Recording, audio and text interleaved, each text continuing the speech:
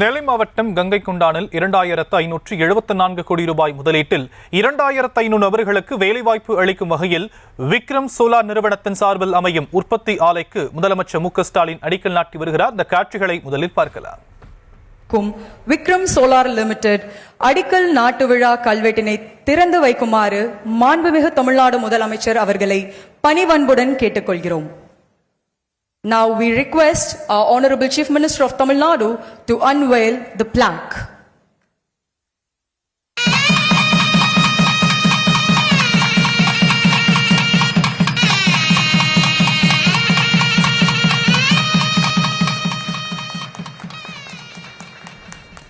Vikram solar நிறுவன உற்பத்தி ஆலையின் அடிக்கல் நாட்டு விழாவில் முதலமைச்சர் பங்கேற்று அடிக்கல் நாட்டிய காட்சிகளை பார்த்துக் கொண்டிருக்கிறோம். விவரங்களை செய்தியாளர் பாரிக் கார்த்திக் வழங்க நாம் கேட்கலாம். பாரிக் கார்த்திக், விரிவான விவரம்.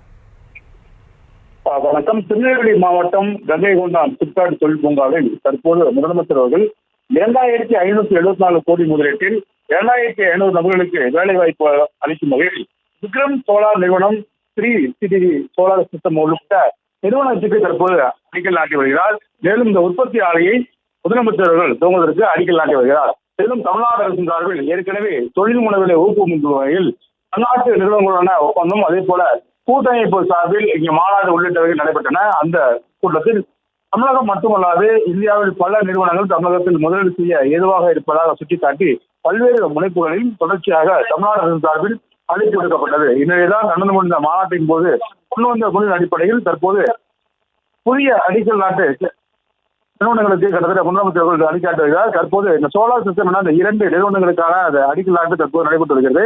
2 நாள் பயணமாக முதலமைச்சர் அவர்கள் திருநெல்வேலி சென்றிருக்கிறார். 2 நாள் பயணத்தில் புதிய திட்டங்களுக்கு அடிக்கல் நாட்டவும், அதே போல புதிய பன்னாட்டு நிறுவனங்கள் மற்றும் இந்திய நிறுவனங்களுக்கும் நிகழ்ச்சிகளுக்கு அடிக்கல் நாட்டவும், அதே போல புதிய கட்டப்பட்ட நிறுவனங்களை திறந்து வைக்கவும் இருக்கிறார். மேலும் தற்போது தமிழ்நாடு அரசின் சார்பில் ஏற்கனவே நடைபெற்ற முதலீட்டாளர் மாநாட்டில் தமிழக அரசின் சார்பில் பல்வேறு முன்னெடுப்புகள் எடுக்கப்பட்டு தொடர்ச்சியாக புதிய புரிந்துணர்வு ஒப்பந்தங்கள் கையெழுத்திடப்பட்டன.